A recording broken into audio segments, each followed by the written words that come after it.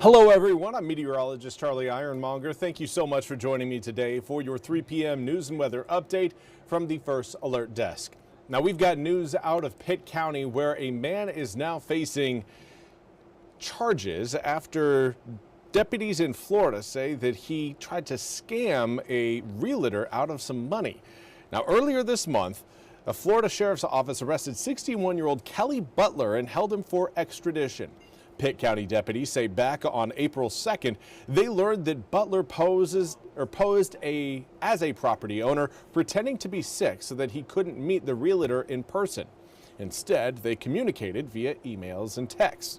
Deputies say Butler eventually told the realtor to wire money to him. According to warrants, the farmland is located on Holland Road outside Belvoir and was sold for $344,500.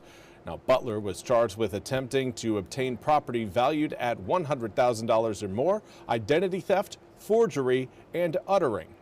The man was brought to Pitt County on Thursday to face charges. He's being held on a $500,000 secured bond. And now we want to turn our attention to the massive nor'easter that is producing blizzard conditions across New York City and other portions of New England. NBC's Emily Akeda has more.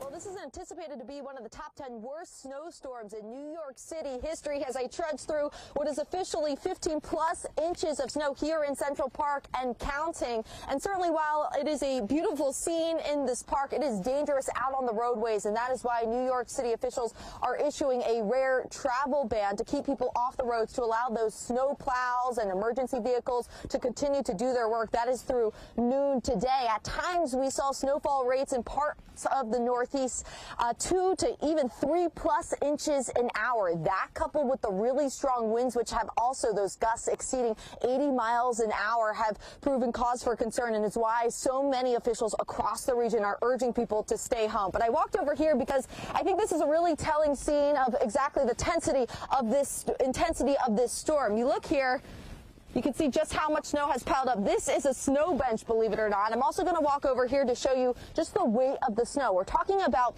a wet, heavy snow, and you can see how it's weighing down on these branches. That proves problematic for power outages because the branches snap onto power lines. It's why hundreds of thousands of people are without power from Virginia to Massachusetts, and some energy providers say it could take days to restore as the snow continues to fall here in New York. I'll send it back to you. Well, thank you, Emily, for that report. We now turn to your weather forecast. And again, we will keep our focus on that nor'easter here for the next few moments. Again, highlighting that this is a system, this area of low pressure that's causing all of this snow across New England. That was with us over this weekend. So if you're wondering if we have any exposure to this system, well, the northwesterly winds that have been keeping us cold today are a direct impact from the circulation of that nor'easter. So in that instance, we are again feeling some impacts from the system. But more importantly, we already felt them. It was over this weekend when we had rain showers roll through on Sunday. This is that same low pressure system that has now again cruised up the Atlantic coast of the U.S. and is producing quite a bit of snow. Let's take a look again at radar. Right now, some of the snowiest spots we've seen so far are eastern Massachusetts and Rhode Island, where we've seen nearly 3 feet of snow in Rhode Island. Right now, 32.8 inches. That is as of our last checked. Toms River, New Jersey, seeing just under 2 feet of snow. New York, just under 20 inches, and well, there is more on the way. So let's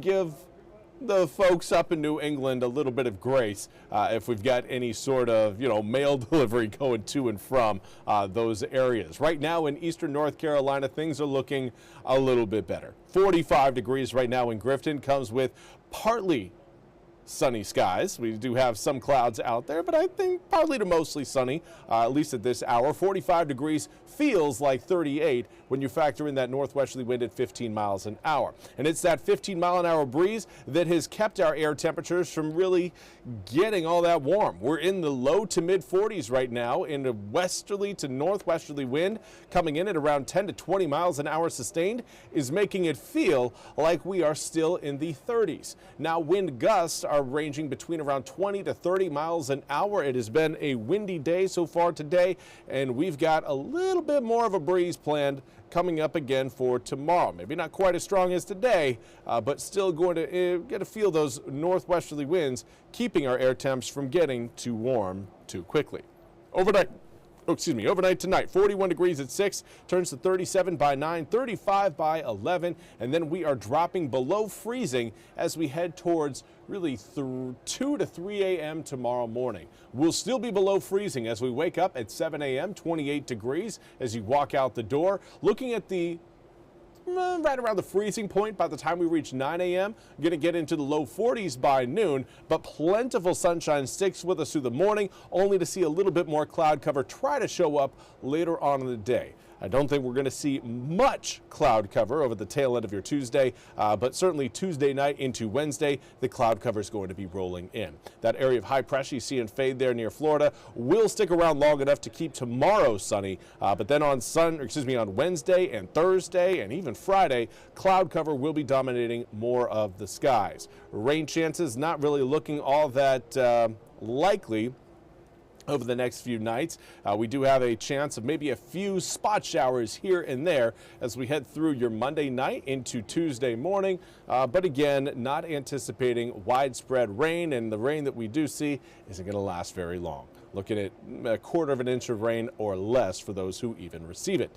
And now Tuesday, mostly sunny until we get to the evening. That's when the cloud cover really starts to show up. And then we get into, well, some warmer conditions by the time we get to Thursday of this week. 61 degrees on Wednesday, 65 on Thursday, and then another system rolls through, bringing cloud cover and rain showers to the east, and that will cool us back down to the mid-50s by Friday. But over the weekend, we're back in the mid-60s Saturday, upper 60s Sunday, and then we cool back down again, of course, as we kick off next week. Well, that's all we have time for today's 3 p.m. news and weather update from the First Alert Desk. I want to thank you all so much for joining me. We'll be back with more news and weather coming up at the top of the hour. Until then, have a fantastic rest of your Monday.